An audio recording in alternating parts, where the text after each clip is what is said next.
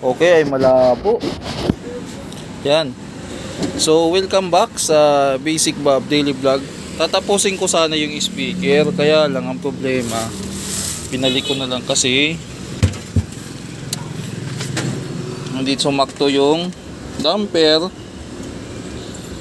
Yan, yung damper niya medyo ano ng konti. Tapos ang pinaka problema ko itong con. Parang hirap siya. Yan. Uy, pwede na ata to ah. Itong gasket niya, ibabalik ko to kasi sabi ng may-ari, yung takip daw. Paano ba to? Ganun ata to eh. Yan. Tingnan nga natin kung uubra to. Yan. Ganun yan. Pero, parang babangga siya eh. Parang babangga. So try ko siyang palitan ng foam, kaya bibili ako sa raon ng mga materials. Tama-tama itabi ko muna to. Pag hindi, kung alin yung pinaka the best na fit diyan, yun ang gagawin ko. Kaya wag ko munang galawin ng pabigla-bigla hangga't hindi kumpleto yung materials ko. So balik ko muna doon. May voice coil naman ito. Yung ko na lang parang hindi akma. Yun na lang yung kulang dyan. Ngayon, ang sisimula natin ay itong restoration number 3 na concert.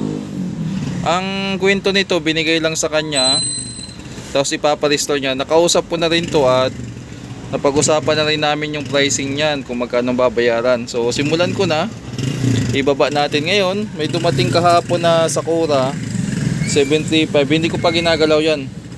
Aantayin ko yung may-ari kasi bago ipila yan dito sa line up ng mga gagawin ay pipresyuhan muna natin yan.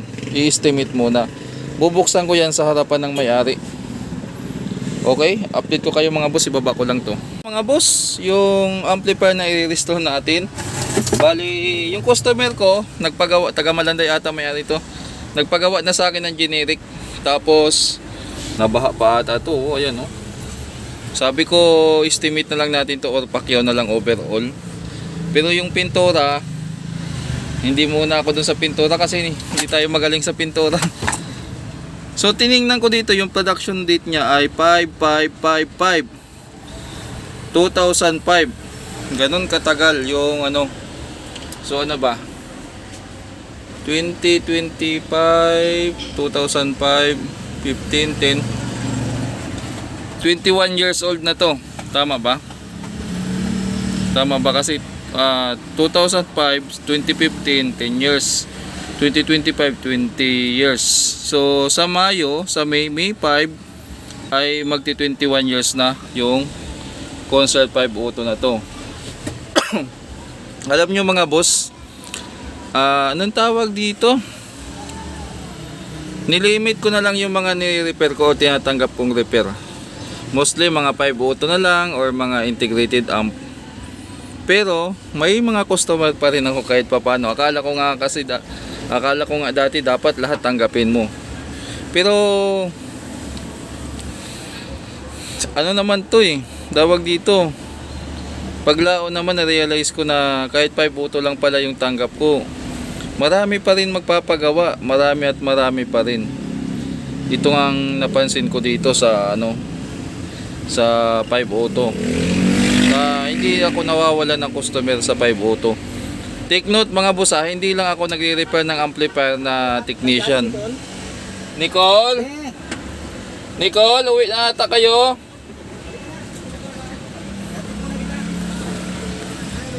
So may mga kapwa pa din akong mga technician na vlogger din, napapanood ko din sa mga video nila na puro 5 auto din ang ginagawa. Ipatunay lang yan na yung Concert 5 Auto talaga isa sa pinakamaraming amplifier.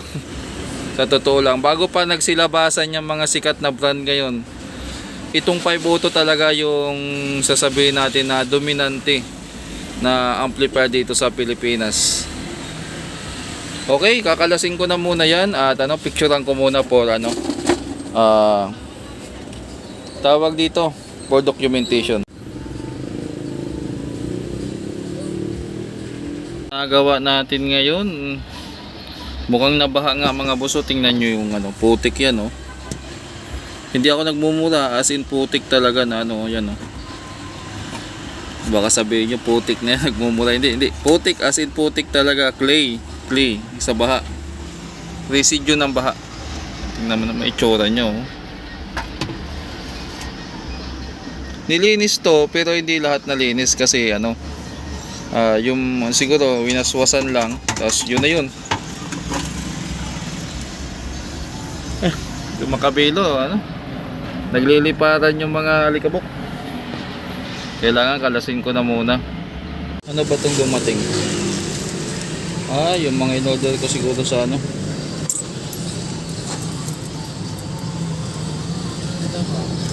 Okay, salamat. May dumating na parcel. Yan. So, unbox natin yan mamaya. Kalas ko na rin. Ayan. So, dito dahil sobrang kapit nga ng mga alikabok, pinagkakalas-kalas ko yung mga pyesa. Tapos ibababad natin to sa tubig na may sabon kasi matindi talaga yung ano, oh. Tingnan mo yung nangyari dito. As in tumigas na talaga yung putik, oh. Tagala. Kailangan malinis na yan.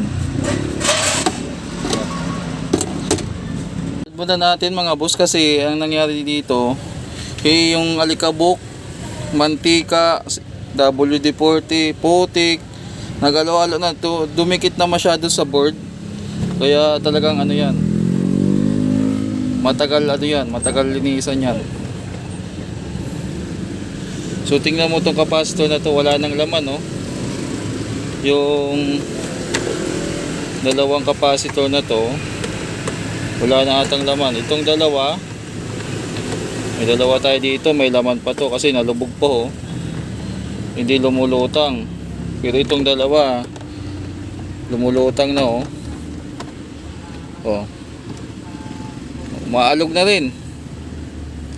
Palitan na. Mukhang talo tayo dito sa ano, pero pwede yan. Okay. Babad ko muna siya dyan. Okay, habang ano, binababad natin yung board, dito muna tayo sa ano, sa binili natin o in order nating ano ba nangyari dito. Mukhang nayupi, sana hindi na damage yung, alam ko may voice coil tayo na in order dito. Tingnan natin ano nangyari dito.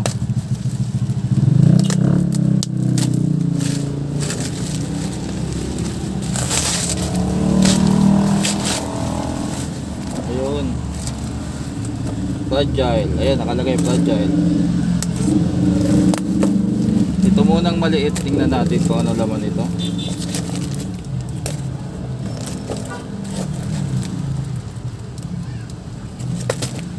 Ayun. PL na Nutric. Ayun. Nutric na PL. Tapos yung RCA to PL na adapter, ayan. Natin yan. Sunod naman yung sa box. Ayan. Sa box.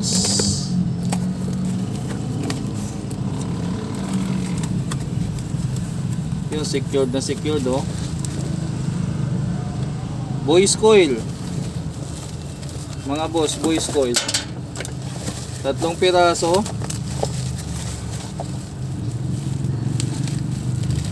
Saka lang yung ano natin.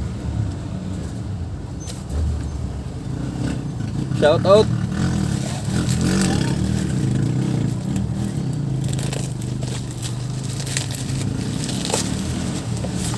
Oh!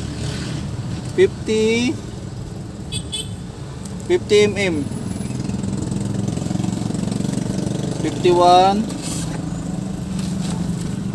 Ba't dalawang 51 yung binili ko? Siguro napindot ko. Dalawa siguro mga boss yung ano. Dalawa siguro napindot ko. Pero pwede na to. Subok na lang natin doon sa ano, sa speaker na paggagamitan. Kung uubra.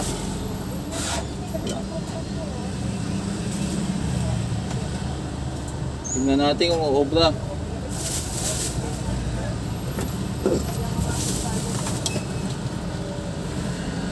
Pag ito hindi umubra, yari. Masikip.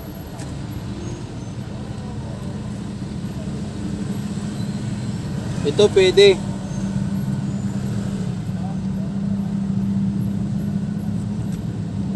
Ito siguro kasi ito medyo masikip.